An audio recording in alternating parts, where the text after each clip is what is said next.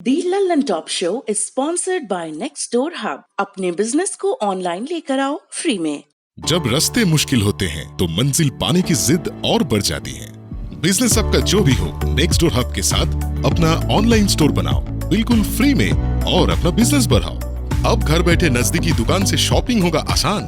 देश का अपना ऑनलाइन मार्केट nextdoorhub.com।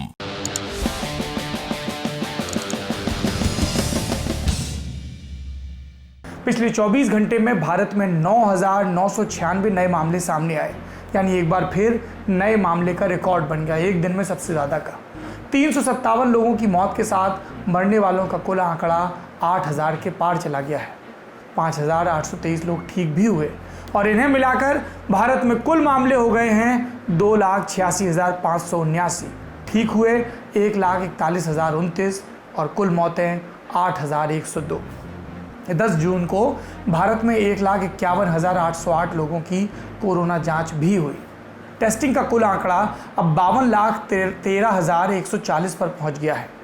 एक अपडेट आईसीएमआर से भी जुड़ा है। आईसीएमआर मतलब Indian council of medical research. ICMR ने फिर कहा भारत में कम्युनिटी ट्रांसमिशन नहीं है। ये पूरी बहस अब नाम में क्या रखा है वाली होती जा रही है। संक्रमण किस स्टेज पर है, इसकी घोषणा का हक सरकार के पास है, तो वो उसका प्रयोग कर रही है। कई कह रहे हैं गलत कर रही है। तकरीबन 10,000 मामले रोज सामने आ रहे हैं। अगर सरकार कहती है कि कम्युनिटी ट्रांसमिशन नहीं है, तो रोज 10,000 लोगों की कॉन्टैक्ट ट्रेसिंग सरकार पक्का कर ले रही होगी। हम उम्मीद तो कर ही सकते हैं कि ऐसा ही हो, बाकी जैसा सरकार बताएं। इस बीच दिल्ली में मौतों को लेकर एक चौंकाने वाला दावा भी सामने आया है। उत्तरी दिल्ली नगर निगम की स्टैंडिंग कमेटी के अध्यक्ष जयप्रकाश ने एक प्रेस कॉन्फ्रेंस में ये दावा किया है कि दिल्ली में अब तक 2,098 लोगों की कोरोना संक्रमण से मौत हुई है, जबकि दिल्ली सरकार द्वारा जारी आंकड़ों में 984 लोगों के मारे जाने की बात है। बकौल जयप्रकाश, दिल्ली सरकार ने 16 मई को तीनों नगर निगमों को नोटिस जारी कर आंकड़े मांगे थे, क्योंकि सरकार और नगर निगमों के आंकड़े मेल नहीं खा रहे थे। इसके बाद 17 मई को तीनों नगर निगमों ने अपने आंकड़े सरकार को भेजे। इसमें भी दोगुने का फर्क था। इसके अलावा 200 मौतों के मामले संदिग्ध भी हैं। ये दूसरी बार है जब कोरोना मौतों पर दिल्ली सरकार के आंकड़े पर सवाल उठाया गया है।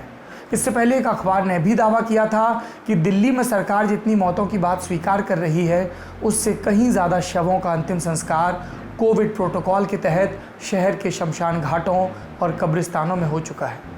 इसी तरह की एक खबर चेन्नई से भी आई है, जहां सभी मौतों का ऑडिट किया जा रहा है। आशंका है कि चेन्नई में हुई 200 मौतों को आंकड़े में देश के सूबे के जोड़ा ही नहीं गया है। दूसरी सुर्खी, कोरोना संक्रमण जब अपना सर उठा रहा था, तब मध्य प्रदेश के विधायक रिजॉर्ट में बंद हुए थे, फिर सरकार बनी। अब जब लॉकडाउन खुला है तो उसके पड़ोस में यानी राजस्थान में नंबर आया है विधायकों के लॉकडाउन का। राजस्थान में 3 राज्यसभा सीटों के लिए चुनाव होना है। गुजरात में हुई टूट से सबक लेते हुए यहाँ पर अशोक गहलोत ने अपने विधायकों को उनके घरों से हटाकर जयपुर के एक होटल में ठहरा दिया है। इस बात को यूँ भी कहा जा सकता है कि होटलों में विधायकों की बाड़ाबंदी हो गई है, इस डर से कि कहीं भाजपा संपर्क न कर ले। राजस्थान विधानसभा में कांग्रेस के मुख्य सचेतक यानी कि चीफ व्हिप महेश जोशी ने राजस्थान एंटी करप्शन ब्यूरो के डीजी के यहाँ एक आधिकारिक शिकायत भी दर्ज कराई है। इसमें उन भाजपा कार्यकर्ताओं के खिलाफ कार्रवाई की मांग की गई है जो गहलोत सरकार का साथ दे रहे निर्दलीय विधायकों को कथित रूप से तोड़ने की कोशिश कर रहे हैं। मुख्यमंत्री गहलोत ने यहाँ तक कह दिया कि राज्यसभा चुनाव इसलिए टाले गए ताकि हॉर्स ट्रेडिंग हो सके। उन्होंने इशारों में आरोप लगाया था कि भाजपा एक विधायक को 25 करोड़ ऑफर कर रही है। हालांकि उन्हीं की सरकार में उप मुख्यमंत्री सचिन पायलट ने प्रेस से ये कहा कि वो नहीं जानते कि किसे क्या ऑफर हुआ, लेकिन इतना सब जानते हैं कि राजस्थान में रिजॉर्ट पॉलिटिक्स शुरू हो गई है। यहाँ 3 सीटों के लिए भाजपा और कांग्रेस दोनों ने 2-2 उम्मीदवार खड़े किए हैं। अगली सुर्खी, हमारे देश में जब तक हर महीने किसी विवादित टेक्स्ट बुक की खबर ना आए, ऐसा लगता ही नहीं कि सब ठीक चल रहा है। ताज़ा मामला है पश्चिम बंगाल का। पूर्वी बर्धमान ज़िले में पड़ता है बर्धमान शहर।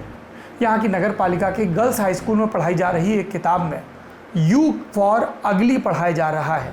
हम लोग पढ़ते थे ना छोटे में अंग्रेज़ी में A for apple, B for boy, वैसे ही यू फॉर अगली। अगली का मतलब होता है कुरूप। तो कुरूप पर बवाल क्यों? क्योंकि अक्षर बना है, शब्द बना है, साथ में एक आकृति बनी है सांवले शख्स की। प्राइमरी में पढ़ाई जा रही इस किताब पर बच्चों के माता पिता ने आपत्ति ली। स्कूल प्राथमिक शिक्षा के लिए पूर्वी बर्धमान के जिला इंस्पेक्टर स्वप्न कुमार दत्त, उन्होंने माना कि इस तरह की शिक्षा ठीक नहीं। उन्होंने ये भी जोड़ा कि ये स्कूल द्वारा दी गई आधिकारिक टेक्स्ट बुक नहीं है। स्कूल से बात की जाएगी, ज़रूरत पड़ने पर किताब बदली भी जाएगी। सांवलेपन को हमारे देश में कुरूपता से जोड़ना कोई नया चलन नहीं है। ये वही देश है जहाँ पर पूरी बेशर्मी के साथ अखबारों में इश्तिहार छपते हैं, गोरी सुंदर सुशील कन्या चाहिए। सुंदर समझ में आता है, सुशील समझ में आता है, लेकिन गोरे को सुंदर से जोड़ना समझ में नहीं आता। ये वही मुल्क है जहाँ पर गोरेपन की क्रीम भेजी जाती हैं, बेची जाती हैं। ये वही मुल्क है जहाँ पर इस तरह के उलाहने दिए जाते हैं, चाय ना पियो काले हो जाओगे, ये तो इतना काला है या काली है, इससे कौन ब्याह करेगा। ऐसा लगता है कि जैसे ज़िंदगी की पूरी आहर्ता हमारी त्वचा के पिगमेंटेशन से, हमारी त्वचा के प्राकृतिक स्वाभाविक रंग से निर्धारित होगी। अगली सुर्खी की तरफ बढ़ते हैं। गुजरात को लेकर केंद्र के जल शक्ति मंत्रालय ने एक गंभीर टिप्पणी की है। इंडियन एक्सप्रेस अखबार के मुताबिक इस वित्त वर्ष की शुरुआत में गुजरात में 26,82,000 घर थे जिनके पास पेयजल का यानी नल का कनेक्शन नहीं था। इनमें से 10,62,000 घर अनुसूचित जाति अनुसूचित जनजाति यानी ST परिवारों के थे। केंद्र की मोदी सरकार ने 2024 तक हर गांव के हर घर तक पीने का पानी नल से पहुंचाने की योजना बनाई है। इसका नाम है जल जीवन मिशन या JJM। इसी योजना के लिए गुजरात सरकार ने साल 2020-21 का प्रस्ताव बनाकर केंद्र को भेजा। जल शक्ति मंत्रालय के अधिकारियों ने पाया कि जिन 11,15,000 घरों में गुजरात सरकार कनेक्शन बांटना चाह रही है, उनमें से सिर्फ 62,043 कनेक्शन SC परिवारों के घरों को दिए जा रहे थे, माने सिर्फ 5.8%। 8 मई को जल शक्ति मंत्रालय और गुजरात सरकार के बीच एक बैठक हुई, जिसमें जल शक्ति मंत्रालय ने गुजरात सरकार से कहा कि राज्य को अपना प्रस्ताव बदलने पर विचार करना चाहिए, अन्यथा ये लगेगा कि राज्य को वंचित तबकों की कम परवाह है। जल शक्ति मंत्रालय के अधिकारियों ने यह भी कहा कि इतनी महत्वाकांक्षी योजना होने के बावजूद गुजरात का प्रदर्शन संतोषजनक नहीं है। खुद नरेंद्र मोदी सरकार गुजरात की विजय रूपाणी सरकार के प्रदर्शन पर सवाल उठा रही है। यही है हमारा लोकतंत्र।